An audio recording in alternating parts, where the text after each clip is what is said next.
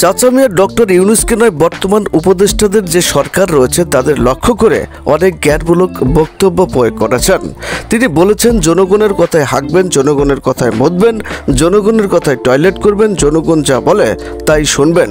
যদিও কথাগুলো আঞ্চলিক ভাষায় প্রয়োগ করেছেন, ভাষা তো ভাষাই, কথাগুলো আমরা মনোযোগ সহকারে শুনি।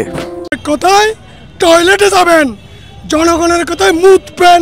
তিনি বর্তমান উপদেষ্টাদেরও ছাত্র সমাজকে বলতে চেয়েছেন, স্বৈরাচার হাসিনা সরকারের পতনের জন্য যারা 15 বছর যুদ্ধ করেছেন, সংগ্রাম করেছেন, বিক্ষোভ করেছেন, শ্রম দিয়েছেন, জেল খেটেছেন, হামলা মামলার শিকার হয়েছেন, পলাতক হয়েছেন, রক্ত ঝরিয়েছে, পঙ্গু হয়েছে, তাদের স্মরণ করতে বলেছেন, ভুলে না যাওয়ার নির্দেশ দিয়েছেন। চাচা মিয়ার কথাগুলো যৌক্তিক। একটা সরকারের জন্ম হয় জনগণের গোলামি করার জন্য।